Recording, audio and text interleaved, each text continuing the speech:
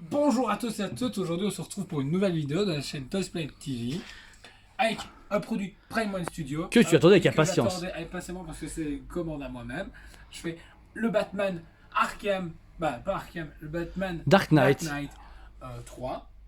Il est sublime, grosse pièce. Design de Del Auto, de l'univers de Frank Miller qui a pu créer pour Batman dans les années 80. Super massif, ressemble fort à ce que Ben Affleck est en Batman. Très vintage, j'adore vraiment cette musculature, cette masse que c'est pour ça que je kiffe. L'aigle est juste impressionnant. Il aime bien les gros trucs sales, comme ça vous savez. Ah voilà. Le travail sur le fusil, tout, franchement il est super massif, je ne m'attendais pas à si énorme et aussi beau, bien fini. Il faut savoir qu'il y a 3 têtes dans la boîte. La première du Parce coup. qu'ici on a la version Deluxe. Ouais. Aussi on précise. Donc la première tête ici avec une image grimaçant. Ensuite avec un petit sourire sur le côté. Clac, qui donne son petit charme au Batman. Non, il a une tête de con. Celle-là elle est nulle. Non, elle est bien. Non mais franchement, Et puis ensuite, le Batman neutre qui attend, j'ai envie de dire, entre guillemets. il est super beau. Hein. Franchement, la il est super finition beau, est la terrible. pigmentation, tout est bien. Il faut savoir aussi que dans la version de luxe, du coup, vous avez 2 symboles. Donc le symbole vraiment où il est un peu plus âgé, celui-ci, on retrouve aussi sur celui de Ben Affleck. Et la version plus vintage, années 80, avec le logo jaune, avant qu'il devienne vraiment ce Batman vraiment violent, entre guillemets. Il faut savoir qu'il y a aussi également plusieurs paires de mains. Donc ici, c'est super bien aimanté, ça y a rien à dire. Donc ici avec des batarangs En mode Wolverine. en mode Wolverine. Les batarangs sont en PVC, à noter. Bon, PVC tant pis. vinyle, on n'est pas Mais sûr. maintenant, ils sont super bien travaillés. J'adore la texture qu'ils ont pu donner dessus. Ce côté très usé, vraiment vieux Batman. Voilà, nickel pour moi. Franchement, une grosse dinguerie. Ensuite, là, vous avez le fusil. Le fusil qui est très beau. Alors attention à ceux qui le montent. Beaucoup de casse au niveau des viseurs. Il y a aussi, c'est très dur à mettre la lanière tout le long. On a eu très dur à la mettre, c'était compliqué. Et il y a un doigt qui se désaimante, donc il faut bien le tenir à 2 mains quand vous retirez le bras.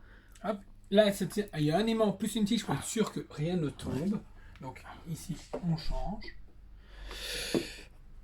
Ici au niveau de finition, vous pouvez voir ici la ceinture qui a vraiment un très beau trait également de sculpture. On retrouve vraiment sans logo, donc vraiment en référence aux comics. Au comics.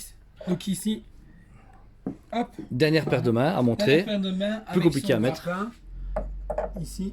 Il faut déjà fixer en fait la corde dans la... Oui, c'est vous qui devez monter parce que Ouais. ici c'est une vraie corde. Voilà, vous voyez l'assemblage est quand même facile.